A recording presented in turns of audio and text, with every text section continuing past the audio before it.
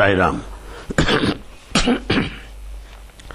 My pranams at the lotus feet of our most beloved Bhagavan, dear brothers and sisters.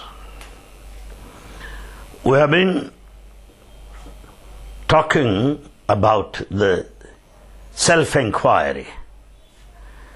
That is the theme for our series of talks to follow.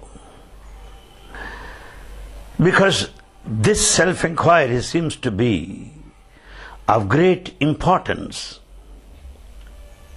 more now than ever before. Man, in spite of all his advancement in science and technology, moving into this space, he is still in misery. He is not able to enjoy life. He could know what all that is present in the space. So far as information technology is concerned, one can reach out anywhere at the global level. Then but we are running short of peace. There is no bliss. Therefore, my friends, we thought it necessary to share some of the views, some of the aspects on the subject self-inquiry. Because it is clearly established that it is self-inquiry alone that guarantees bliss, that confers peace. No longer inquiry in the outer world. No longer search in the outer world. It is time that we listen to our inner voice. It is time to know our true self. It is time to put a question to ourselves. Who am I? Who am I? It is in this context we had 2 talks earlier. This is third in the series on the subject self-inquiry. Really, my friends, it is not anything difficult. Our mind is so designed that if it starts thinking on one plane, it cannot come back. It will not fall down. Mind, as it advances, as it blossoms, as it opens up, trying to go beyond reasoning, beyond scientific questioning, beyond logic, the mind advances more and more, goes into higher planes of consciousness, and it can never come back because it got used to that higher plane of awareness. Therefore, my friends, self-inquiry, when we get tuned to that, when we get habituated to that, when we get used to that, we love the subject. We really appreciate the subject. We'll recognize the need of it, the joy of it, the thrill of it, the use of it, and finally the benefits of it. So, our duty right now is to tune our mind. This is not anything extraordinary. Don't you tune your radio? You tune your radio. You adjust the band so as to listen to any radio station. Don't you tune your TV set? You tune your TV set. You adjust the channels with the remote. When you control and operate different channels and also fine tuning, color, you can have correct picture on the TV screen. Isn't that right? Similarly, we have to tune the screen of our mind.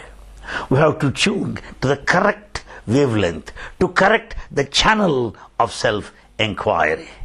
The mind has been giving a blurred picture. Supposing on the TV screen, the picture is blurred. The picture is not clear. What do? You adjust. You adjust the buttons so that on the TV screen, picture will be very clear. Is it bright or color? What do? Contrast. You adjust everything such that picture will be clear. Similarly, we have to adjust our mind. We have to clear our mind, tune our mind. When once it is done, yes, everything is ensured. Everything is guaranteed. This is the first requirement in self-inquiry. The next point is this. In the world, my friends, we often pass through tension and pressure. As a professor, I have a lot of tension whether students would do well in the examination, because right now examinations are going on in the university. I have more tension than my students. As a businessman, he has got a lot of tension about the share market, options. A film producer is under constant tension whether his movie will be accepted, well received, will flow well in public or not. Every matter has become the one of tension, anxiety, worry. Right from a child. The child goes to kindergarten school, has got to worry whether the child would be going to school on time or not. So the life becomes, the life starts with the tension and worry. In self-inquiry, my friends, there is no scope for tension. There is no chance for worry. Do not have any worry. Drop all tensions. Never doubt the results. Because self-inquiry confers bliss, grants you peace. Therefore, to be tension-free, worry-free, stress-free mind, which is doubtless, fearless, is the prerequisite for self-inquiry. This is the second point I want to impress upon you. Third, after all, let us get into any problem. You ask anybody, what's your problem? Maybe family problem, or individual problem, or societal problem. Problem is a problem at different levels. What is the root cause of the problem? After all, a problem of the past, problem of the present, problem of the future, time difference only. Individuals are different, but problem is a problem. Everyone asks, why are you like that? I have a problem, Mr. Anil Kumar. What's your problem? Therefore, let us go to the root cause of the problem. Why? Non-acceptance of the reality. I am not prepared to accept this non-acceptance of the reality, facts of life. When I do not accept the reality, what is now happening, I reject, I deny. So, my friends, non-acceptance leads to denial, rejection, contradiction, conflict. Tension and worry gets doubled, multiplied. Therefore, let us learn acceptance of facts of life. This is another need, requirement as we walk along the path of self-inquiry. Then I should also like to draw your attention to another fact in this path. Yes, we should have courage to face negative moments of life. We should have courage to face failures, criticism, blame, insults, character assassination, mudslinging, shame, whatever may be. We should never run away from that. We should have courage to face it. Meaning, we need a change in our attitude. We need a change in our temperament. We react for every simple thing. We react to any nonsensical thing. That should discontinue. Let us start reacting to these things. But we should have enough of courage to face all the negativity, all that is against our expectations. But let us not get into depression or frustration, disappointment at any point of time. Now you may think in any way, I will not give room for disappointment. I will not be frustrated, nothing doing. I will not allow my mind to lose its spirit. This is an attitudinal change, a psychological paradigm expected of us. And then we should be very clear in our temperament. Is it all truth that I want? Is it all truth that I seek? Is it really noble? Is that really sacred? Am I selfless?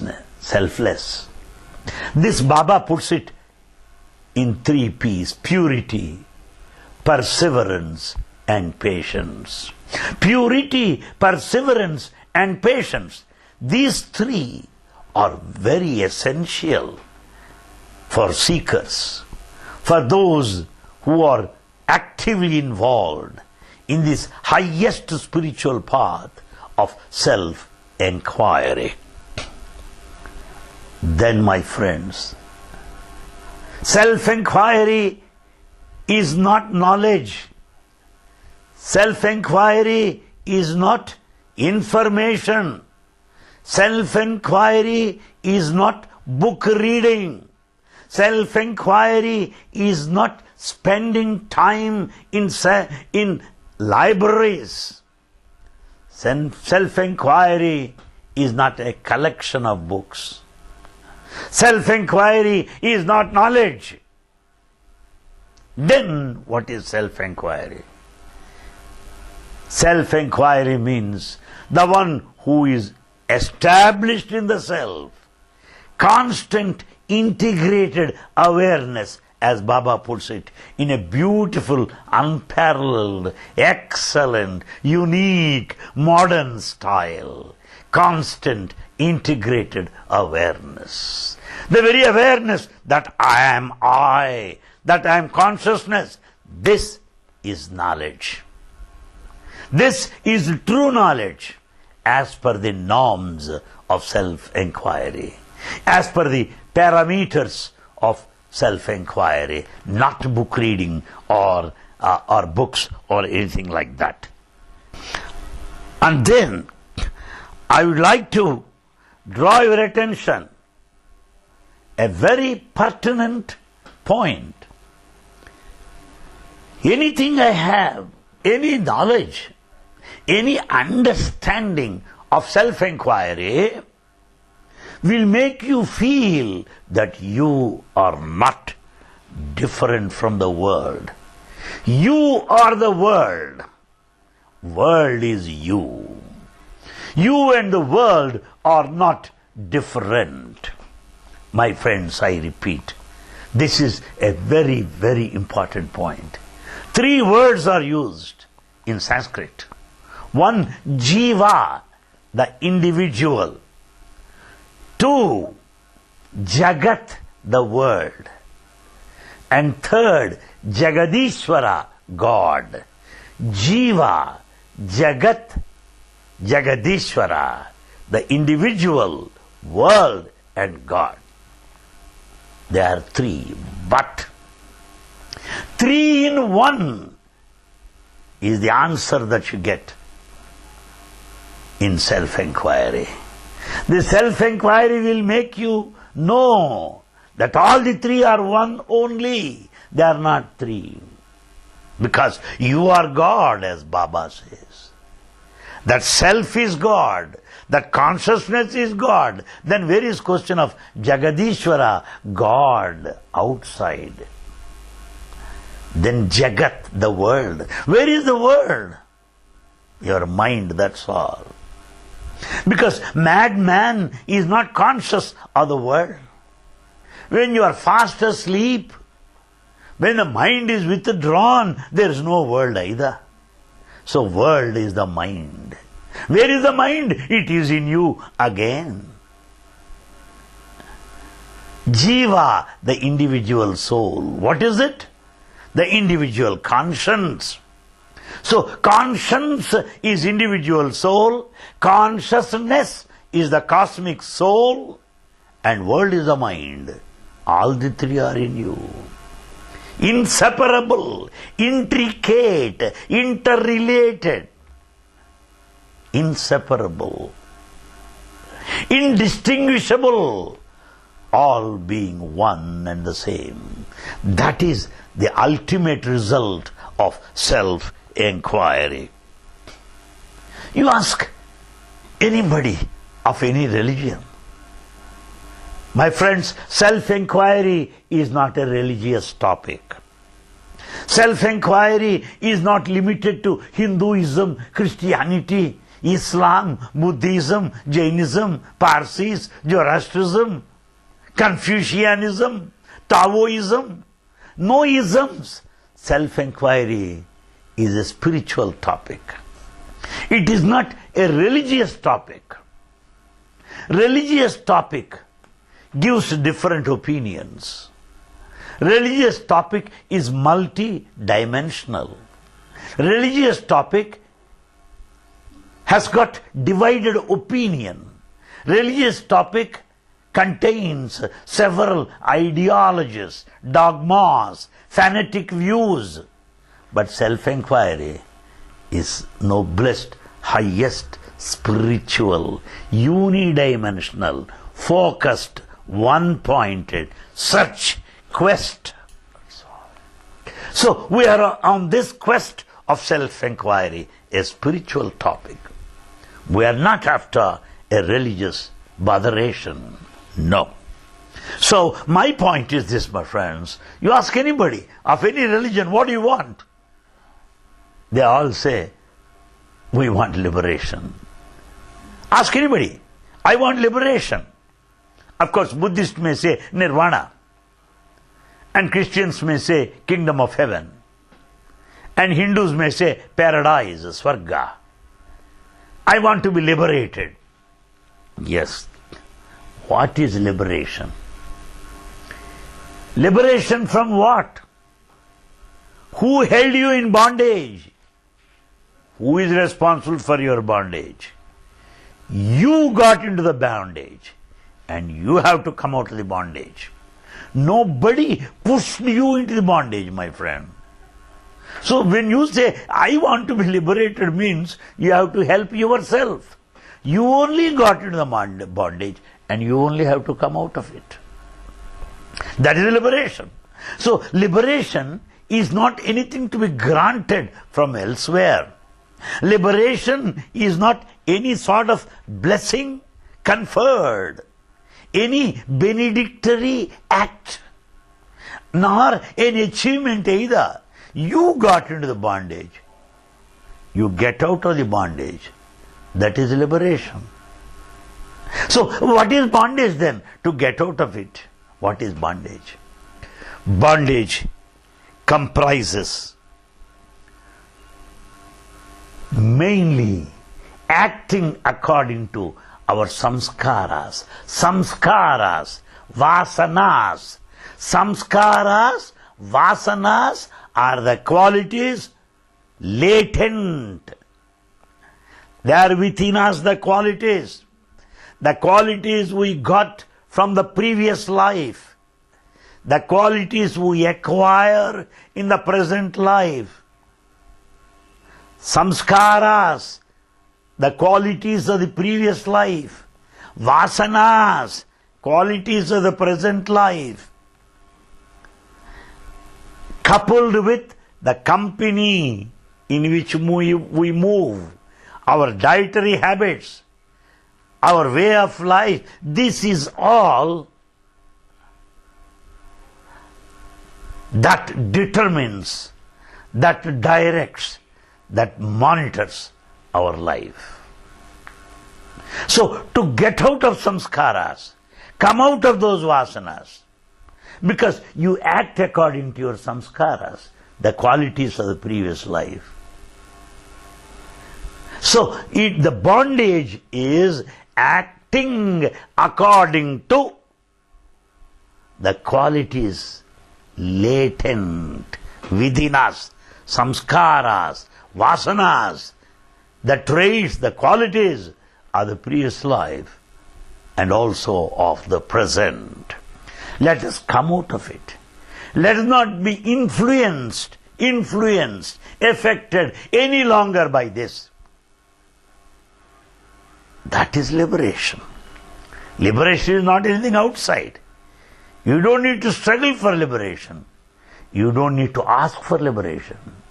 You don't need to beg for liberation. You got into the bondage, you just get out. Supposing you go to the office. You finish your work and come out of the office. When you come out of the office, nobody need to help you.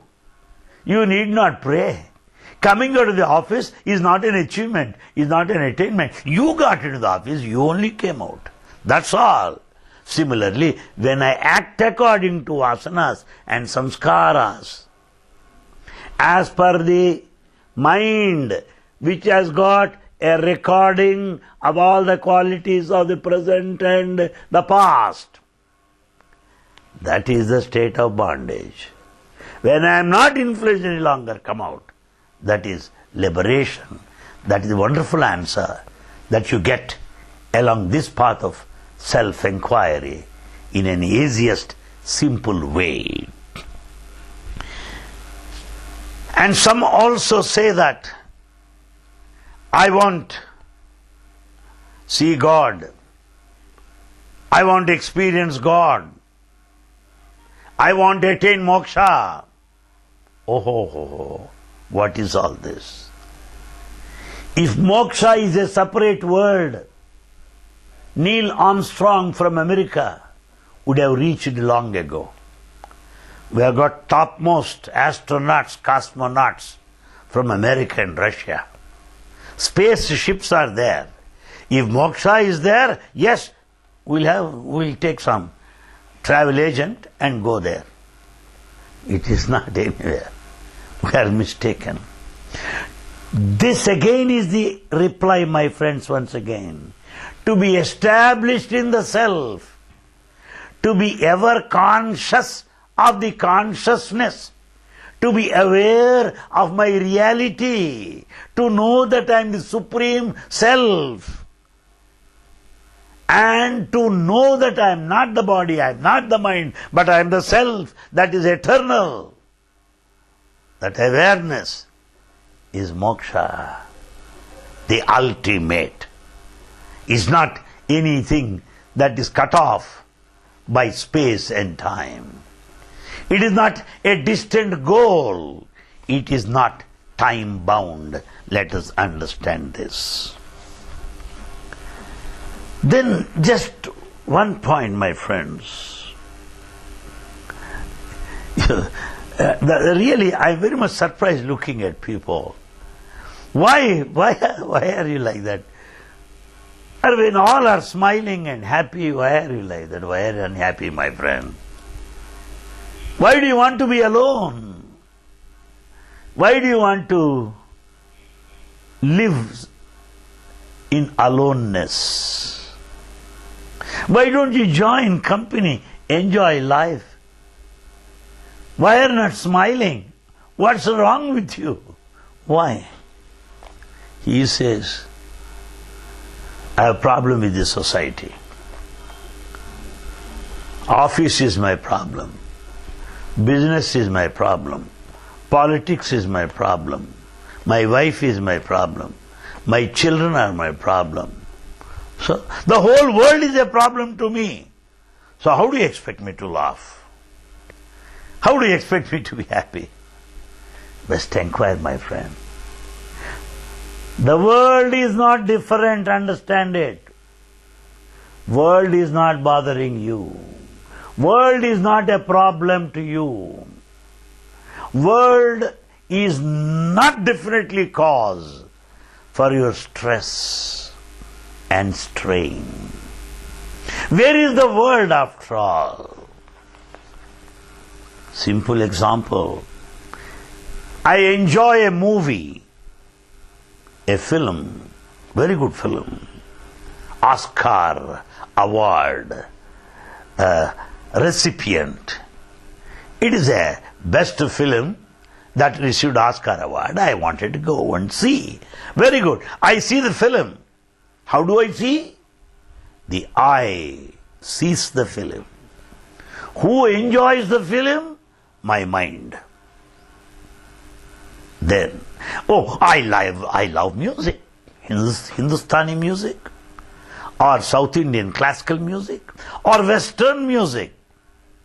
Yes, why not? Or rock music. Wow, why not? Music is divine, Eastern or Western.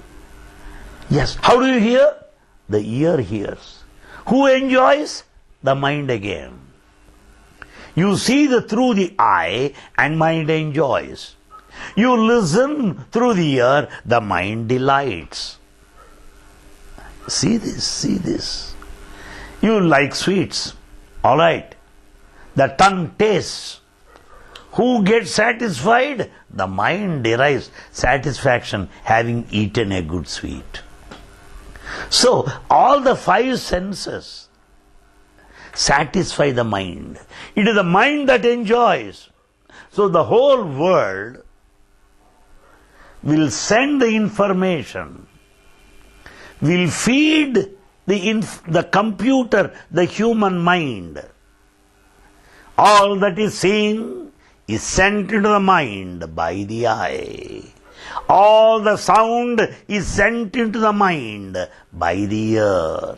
All the smell, fragrance is sent into the mind through nostrils. Through these five senses, the whole world gets into the mind. And the mind responds. All that is acceptable, it enjoys. All that is not acceptable, it feels bad. Therefore, world outside is brought into the mind and the mind reacts, reflects and responds. So where is the world now? The world is brought into the mind. The five senses will put the whole world here now. Mind is the world. World is the mind. So who is troubling you? Not the world. Your mind is troubling you. Don't say, I am tired of the world. I want to run away from the world. I want to go to Himalayas. Himalayas also are a part of the world, my friends. Some people want to go, I want to go to the forest. Forest is also part of the world. Forest, what does Baba say? For rest, forest. You go there for rest. Forest, that's all. Forest is also part of the world. Therefore, where's the world, my friends? World is the mind, mind is the world. So self-inquiry tells you, when mind is withdrawn, there is no world. When mind subsides, where does it go? Mind gets dissolved in the self. The mind came out of the self, and the mind goes back to the self. Something like a wave that comes out of the ocean goes back into the ocean. Similarly, mind came out of the self, and mind gets back into the self. Therefore, when the mind is withdrawn, self remains. Then where is the world? Therefore, let us go to the intricate, deeper aspects. Self-inquiry gives us a solution to our problem. To go to the grassroots of the problem, not at the superficial level. And self-inquiry also tells you another thing. Supposing you want to see pyramids, you should go to a foreign land. You want to see White House, visit United States. You want to see Rome, go to Italy. You want to see Taj Mahal, go to Agra. 7 wonders of the world are located in different countries, and you go. So, when you want to go and see, it is one thing. Self-inquiry tells you, don't go. To do work, I should go to my office. To do business, I should go to my shop or factory or industry. I should go to do my work. Self-inquiry says, don't go. What? Yes, don't go. Why? You are the self. Office is elsewhere, so I go there. Dining hall is there, I go there. Restroom is there, I go there. Self-inquiry, where is the self? To go. If the self is elsewhere, you can go. Where is the self? It is in you. You are the self. Self is the real you. Then you may ask me, why don't I know? You do not know because you think you are the mind. You think you are the body. Identification, the body and the mind will make you feel separate. On self-inquiry you will know that you are not the body, you are not the mind, that you are the self, that you don't need to go. There are many people that say, right from Himalayas up to Kanyakumari, we visited all pilgrim centers. We visited all temples. We had a wonderful bath in all sacred rivers. We visited all famous gurus all over the country. My question is, so what? So what? It has not improved your quality of life. It has not helped you to blossom or helped your intellect to blossom. Your intellect has not blossomed. Your heart has not flowered. Your body has not become pure. Without blossoming of the human heart, without widening of the mind, expansion of love, what for all these pilgrimages? What for all these visits? Instead you can say, I went for sightseeing. Please tell me like that. I want to have a break from my work, so I have gone. Please go. Because in the week ends, all over the West, they take a break from their routine. Please, the body needs it. Have a break. Go. But don't call it spiritual. Enjoy yourself. Have a holiday. Enjoy. Good. Have a break. But it is not spiritual. And it is not self-inquiry.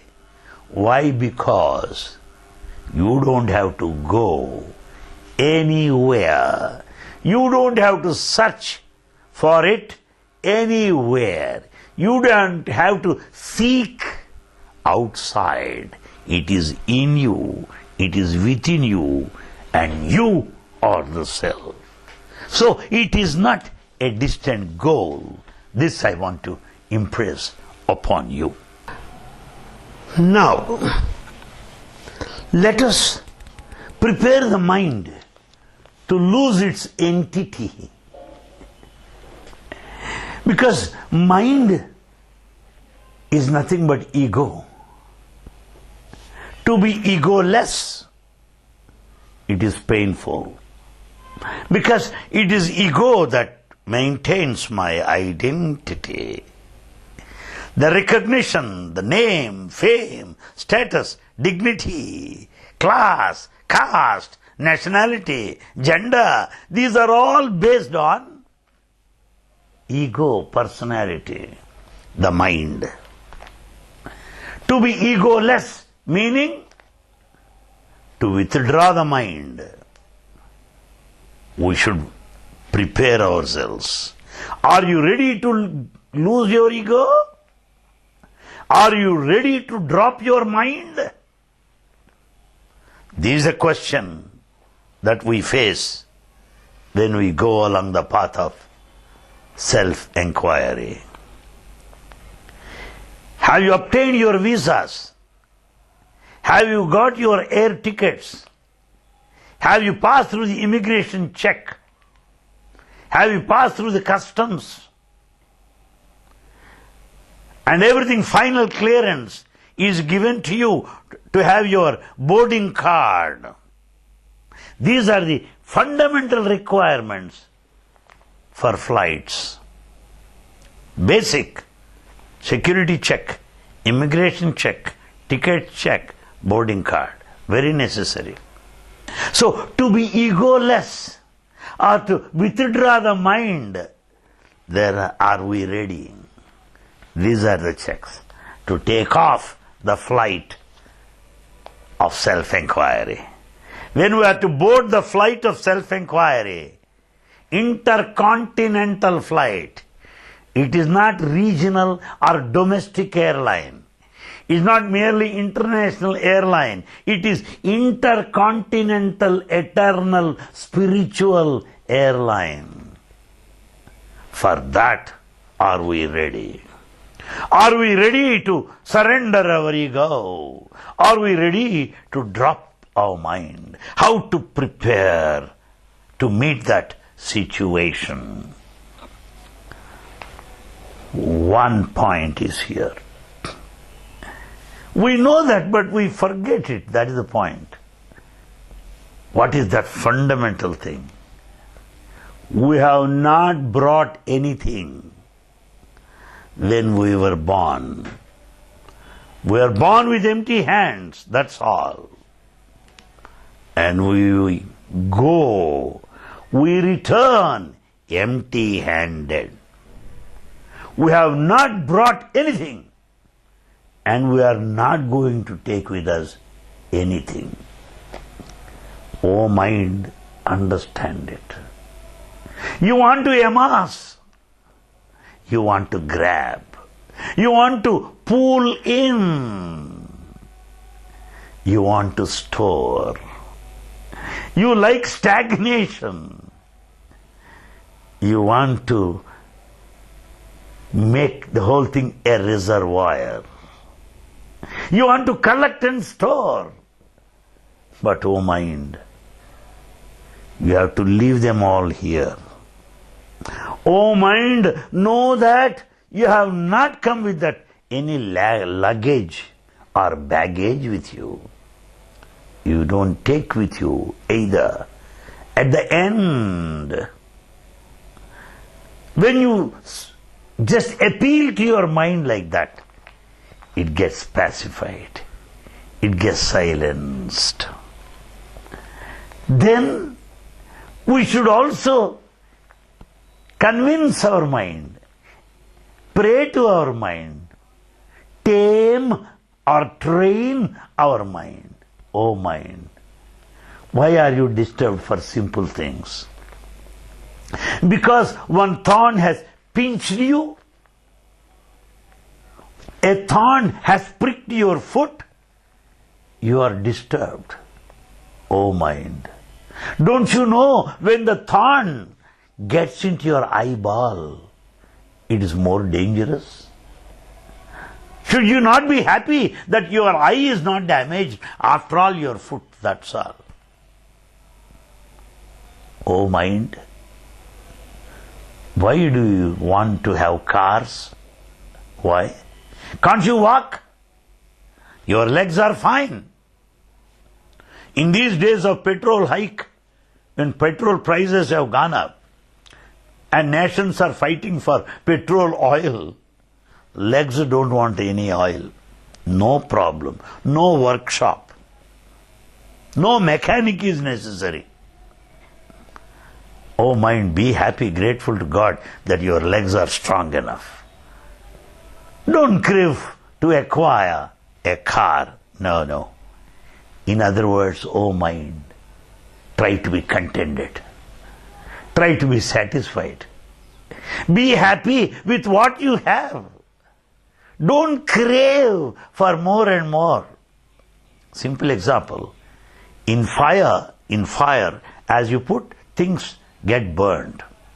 Put any number of the whole world, but still it can burn. Any more it can contain. Human mind is like a fire. Anala, meaning fire. Just as fire will never say no to anything that is put in, the mind also will never say no. However, the desire is fulfilled. Desire after desire, desire after desire. A fire, O mind. Why that? Enough is enough. Learn to be contented. You be happy. That is a preparation or a preparatory mind for withdrawal.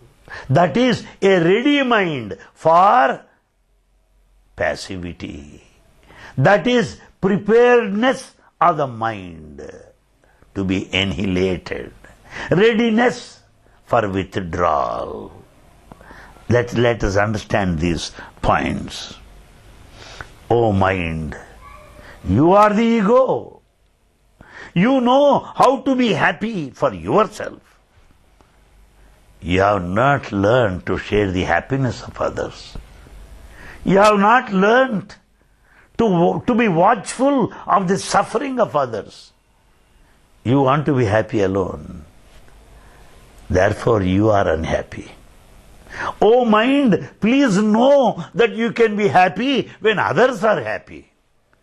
How can you be happy when others are unhappy? Impossible. When all houses are burnt because of some fire accident, this is the summer season, we'll have more and more of fire accidents. You will see them in newspaper every day. When all houses in the vicinity are burnt because of fire havoc, do you think that you will be left alone? No. Your house also will be burned. When all are suffering from epidemic like cholera, like plague, do you think that you will be left? No. You will also fall a victim to that.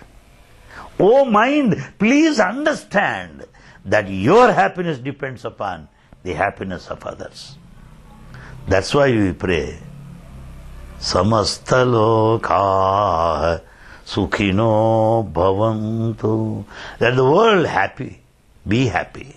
Because my happiness depends upon the other's happiness. Let our mind learn that. O mind, over a period of time, you have learned how to cause pain to others. Because all that tongue speaks, the harsh words, the damaging words, scandals it spreads, stories it can cook up because of the mind. Oh tongue, you hurt everybody because of your mind. The whole body hurts others, hurting looks, hurting thoughts, damaging thoughts. This is all violence. We think that non-vegetarianism is violence. No. That is only dietary habits. Food habits. What is true violence? Hurting others by word, by your action, and by your thought. So, thought, word, and deed may damage the others. That is violence. O mind, never be violent. O mind, learn to be non-violent. When you are non-violent, you'll be peaceful. You'll be equanimous. Then you are ready to be dropped. You are ready for withdrawal. Not until then. O mind, why are you restless? Why are you agitated, O mind? Why? Because you are not able to forget all the past. You always remember all the bad done to you by others. All the bad done to you by others is remembered by you, O mind. That's all your memory. How unfortunate it is. Therefore, you are not able to forgive others. Since you do not forget, you do not forgive. O mind, forget. Forget the past, so that you will be able to forgive all those. So, O mind, learn to forget and forgive. This is possible by being thoughtless. When once the thoughts are withdrawn, there is no question of retort, revenge, retaliation, avenge. You don't do that. That is a preparatory mind. And then, in the modern days, situation is so bad, you may not help others. If you don't harm, it is better than helping others. That's what Baba says. Non-harmfulness is the big help that one can do that. Let our mind understand that. Then, O mind, all over the world, this is a global problem, my friend. This is not merely Anil Kumar's problem. It is a problem of every individual. Because sometimes we lose our temper at home, you see. One shouts at the wife, one shouts at children, one shouts at the family members. As a boss, he shouts in the office. One loses temper. The mind is full of tension and temper. And that ego grows stronger and stronger. The mind of temper, the mind of tension, the mind of desire will be stronger and stronger day by day, unfit for self-inquiry, unfit for spiritual path, unfit to be called a seeking mind or a spiritual mind. Therefore, we should not have any temper or anger any time. Because by being angry, I lose my own peace of mind, not the other man. I shout at a fellow, that fellow will go away, but the reaction will be there. I shouted at him. I lost my temper. It will act upon me. I lose my own peace by shouting. That we have to understand. And if you go and analyze, why do we lose our temper? Lack of understanding. We don't have proper understanding of the event, of the person, of the situation. Therefore, mind loses its temper. When there is no understanding, mind can never cultivate the quality of adjustment. Adjustment is out of question. Therefore, O mind, understand, so that you can adjust and finally you can remain in peace. You don't have to be tensed, agitated, disturbed. Relax yourself, O mind, so that you are ready to be dropped, so that you are ready to be silenced, so that you are ready to be passive. That's how we have to appeal to our mind. That's how we have to train our mind. O mind, you have another bad habit. O mind, you have another bad habit. You go on pointing out mistakes in others. You forget your own mistakes. You point out others' mistakes. O mind, you think you are great by condemning others. O mind, you think that you are superior by judging others, by criticizing others. No. O mind, learn to be non-judgmental. O mind, never point out other mistakes. Please find out your own mistake. What is your mistake? Not to think of anything. Not to entertain any thoughts.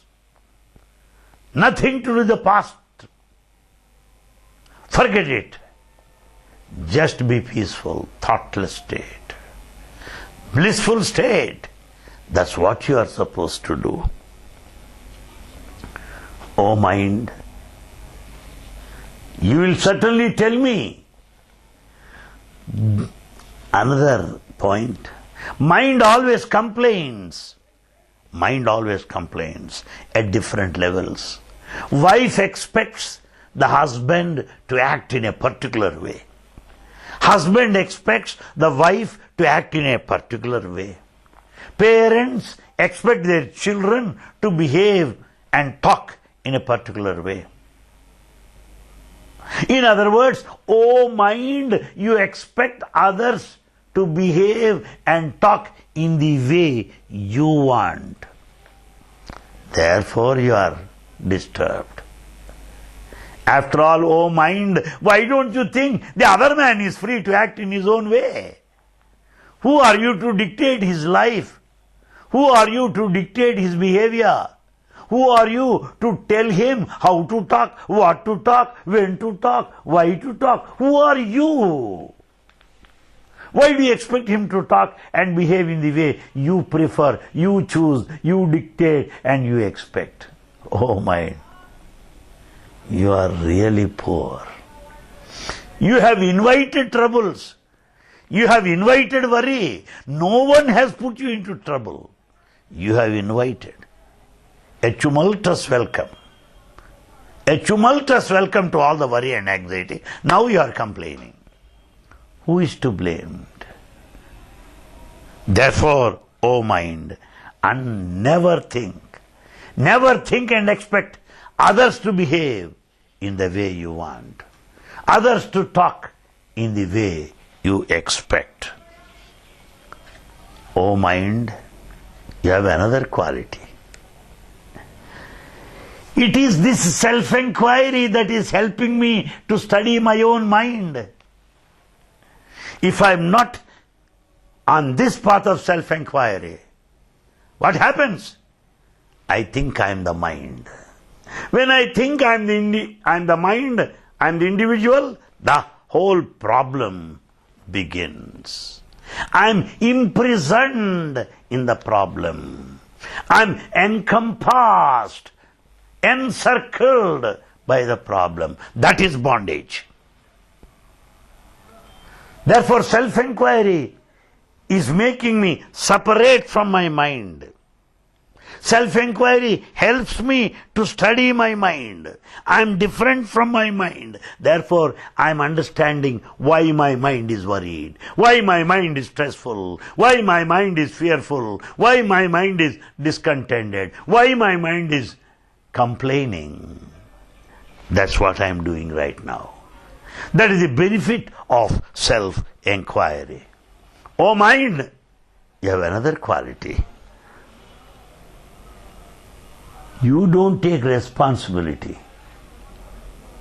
You don't take responsibility. And you are happy in blaming others. Supposing when I fail in the examination, oh mind, what do you say? Teachers have not taught me well. When I fail, oh mind, what would you say? I don't have enough of space, a separate room to study. The mind may say that correction is tough. Question paper is tough. Examiner is in a bad mood. Oh mind, you don't take the responsibility.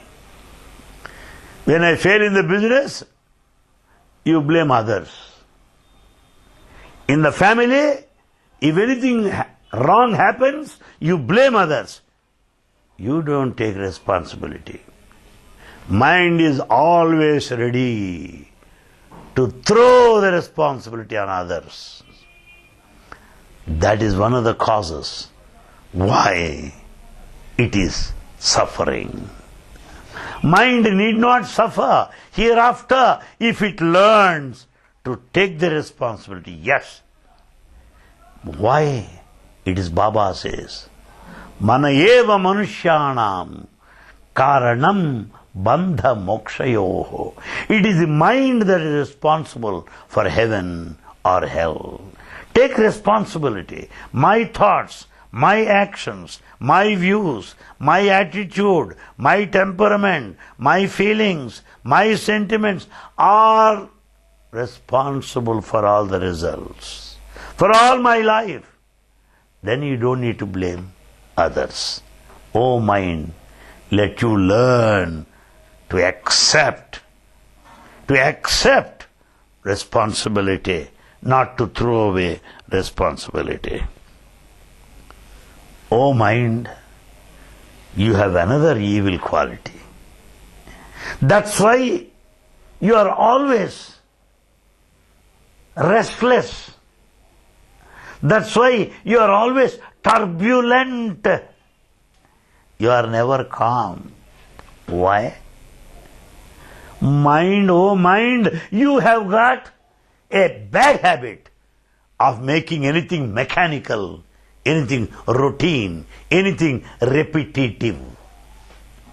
Anything that is repeated, anything becomes a routine. Anything that becomes mechanical loses its beauty, loses its glamour, loses its freshness. It leads to boredom, vexation, disgust, contempt. Therefore, O mind, let you do your work happily, willingly. In the classroom as I teach as a professor, O mind, be happy in teaching. Do it willingly. As a doctor, O mind, help me to teach, to treat my patients happily, willfully, smilingly, lovingly. In other words, O mind, learn to do willingly, smilingly, happily, selflessly. Then such a mind is ready to be dropped. Such an ego is ready to be given up. A strong mind, a strong ego is something like a bedrock, is something like a mountain. It takes a long time to hammer and break it. The whole mountain of ego, the mind, wither in due course of time, as becomes thin and thin and thin and thinner and thinner, as it gets lost. That is very paradise. That is very heaven. That is very liberation right on earth at this moment. I don't need to go anywhere. Oh mind, you always feel sad in bad times. In sad times, you feel very bad. Oh mind, you cry. Oh mind, you really are upset by certain things. Yes. Because the negativity, the failure, the difficulties, the troubles in the family, physical problems, official problems, political problems, societal problems, unexpected sickness, unexpected tensions. I understand, mind, why you are bothered, why you are shaken. I can understand that. But mind, learn to live with the difficulties. Learn to live with the troubles. Learn to live with problems. Then you may ask me, how can I live? If you turn every problem, if you turn every difficulty to your favor, it is no longer a curse, but a boon. A boon. Supposing I am in great difficulties now. Let me take the advantage of these difficulties. Turn them for my own good. Meaning what? I look to God. I pray to Him. I look forward for His guidance. I don't think of this society. I think of Him more. So, difficulties. Man's adversity is God's proximity. Proximity is possible because of adversity. Man's failure is an opportunity for God. So, He will draw you closer and closer. Now there are no failures in life, because every failure takes you closer to God. Can that be a failure anymore? Every sickness will make you pray to Him more and more. Can that be negative factor? Therefore, try to convert, try to transform, try to look at all the adverse moments as opportunities to be closer and closer to God. That is one thing, O mind, you have to learn. Then the mind has got the habit. It has got only two alternatives, like a pendulum. Either that side or this side. It is never at the center. That side, elation, jubilation, celebration. All positive times, successful moments, profits, gains, recognition, reputation, celebration, felicitation. Yes, all that's one side. The other side of the pendulum is negativity, blame, admonition, criticism, failure, frustration.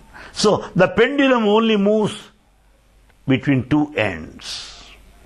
Elation, jubilation. This side, frustration, depression. That's all. Oh mind, understand. When the pendulum goes towards this extreme, it is sure to go towards this extreme also. When it goes to this extreme, it is sure to go to that extreme also. Therefore, Baba says, pleasure is an interval between two pains. Nothing is permanent. Good and bad are like passing clouds. Not even one cloud is permanent. O mind, understand this. Then I should also tell you, O mind, learn to be humble. Praise the Lord. Don't own the credit. Don't claim the credit. Don't feel overjoyed. All that you have is something conferred, is not achieved. It's all His grace. Understand that. Be humble. Be simple. Stop finding faults with others. O mind, learn to be grateful. When mind is grateful, then it is prayerful. When mind is grateful, then it is thankful. When mind is grateful, it is spiritual mind, ready to be dropped, ready to be given up. So let the mind be thankful, grateful, prayerful. That is our appeal to our mind. On the other hand, sometimes, O mind, you want to demonstrate your strength. Let me prove myself. Let me prove my mettle. No, no, no. That kind of feeling that you want to prove yourself is your weakness. It is your weakness. Your strength need not be proved. Your strength need not be demonstrated. Your strength is a strength unto itself. I am healthy. I don't need to prove that. I don't need to demonstrate it. So the mind need not force itself to demonstrate its strength, its power. No. The very strength, the power itself will give you enough of satisfaction. No occasion for demonstration. No. O mind, you also think of planetary effects. Yes, on 16th of this month, we are going to celebrate New Year's Day. New Year's Day, 16th of March. This New Year's Day has a name, Vikruti, Vikruthi. The New Year is Vikruti. Vikruti. And in this New Year, people go through the Panchangam or Almanac. When they read Panchangam, they will come to know the planetary conjunction, the planetary movement, the effect of the stars on their lives for the whole of the coming year. That's most of the people do it. Oh mind, you are running after these planets. You want planetary conjunction. Some people want to have rings also to change their fortunes. Have emerald, have some ruby, that will change your life. Stones cannot change your life. Planets cannot change your life. Your mind only can change your life. Life can change when mind changes. Mind can change only by self-inquiry. It is only self-inquiry that helps you to transform your mind. How does it transform your mind? By telling you, oh mind, you do not exist. You don't exist. That's what self-inquiry tells you. The self-inquiry tells the mind openly, oh mind, you don't exist. The mind will say, why? Then self-inquiry will put a question. In deep sleep, where are you? Where are you in deep sleep? No. You are non-existent in deep sleep. Therefore, O mind, understand that you are non-existent. You are nothing but combination of thoughts, recapitulation, memory, vasanas, samskaras, trigunas. That's all. And you are the cause for birth and rebirth. By that, you will understand Path of self-inquiry will help you to analyze your mind by making you feel that you are not the mind. You see your own mind. You examine your own mind. You are critical of your own mind. You are analytical of your own mind. You can see your own mind as you see your cinema. That is the advantage of self-inquiry. At that state, you don't need to blame any stars. You don't need to blame any planets. You don't need to do that. Oh mind, you think that you'll go to heaven. Therefore, you want to donate money. You want to serve. You are afraid of sin. You want heaven. Mind, understand. There is no heaven. There is no hell. Separate from you. You are the heaven. You are the hell. Mind, understand it. When you are happy, mind, you are the heaven. When you are unhappy, oh mind, you are the very hell. They are not separate from you. That day of wisdom, that day of the moment of good thought, the moment of understanding, the moment of good behavior is the very heaven. That's all. It is not separate. Anger, intolerance, jealousy, that is the very hell. We don't need to go to any other place. Oh mind, other point is also learn. Learn to do your work. Karma, action, with all the skill, with all the talent, patiently, happily, so that your action karma becomes karma yoga, union with God.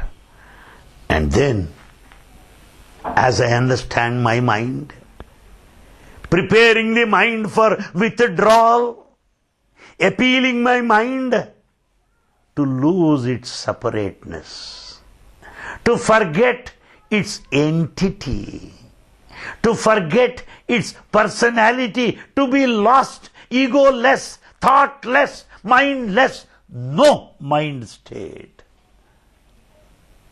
How about my life then? My human life blossoms.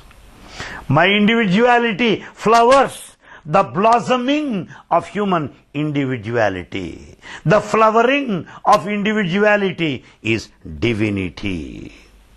Personality is the mind. Individuality is of the spirit. So when one's mind merges, when mind ego drops, personality is gone and individuality blossoms. The spirit unfolds, the consciousness, 1,000-petaled flower, Sahasrara, will open up, inviting bliss. That is the ascent of Kundalini. Ascent of Kundalini is nothing but upward movement of energy to the top, 1,000-petaled one, enjoying blissful state, which is the goal of self-inquiry, which is possible by the analysis of the mind, feeling yourself a bit distant from the mind, without identifying yourself with the mind, which we do. The mistake we do is we identify with the mind. That's why we are not happy. So, for the divinity to blossom, let the spirit flower. Let the spirit, that energy move upwards, Kundalini, which is really a blissful state. Peace is the nectar of life. Peace is the goal of life. Peace is the gift of life. Peace is your nature and the birthright, which is possible by the path of self-inquiry. This is heaven, and you are a yogi, a spiritual seeker. You are a jnani, a man of wisdom. That's what self-inquiry gives you makes you in life, which is the highest and the noblest of spiritual path. With the approach of New Year, Vikriti, I have one word to say. Vikriti. There are two words here. One is Prakriti, other is Vikriti. Prakriti is the body. Prakriti is the mind. Vikriti is its perversion. Vikriti is its diversion. So, Vikriti year, New Year, will tell you that your Prakriti must change. Your nature must change. Your habits must change. Bend the body so that the Prakriti of the body will change in serving others. Mend the mind. Mend the senses. Bend the body. Bend the body. The physical Prakriti, the nature of the body will change. Mend the senses. Let the senses be properly directed. And that will change the Prakriti of the senses. Their nature will change. And the mind, the Prakriti is the mind. When it is in the right direction, along the path of self-enquiry, that is Vikriti. So let this Prakriti the change. Let it come out of this Vikriti, distortion, diversion, perversion, such that it would be beyond Prakriti, beyond Vikriti, the true self, the cosmic self, the universal consciousness. May this new year, Vikriti, confer joy, peace, smile, amity, friendship, understanding, plenty and prosperity in your life throughout this year and the days to come. Sai Ram. Thank you very much. Om Samastaloka Sukhino Bhavantu. Samastaloka Sukhino Bhavantu. Samastaloka Sukhino Bhavantu. Om Shanti Shanti Shanti. Jai Sai Ram. Jai Sai Ram.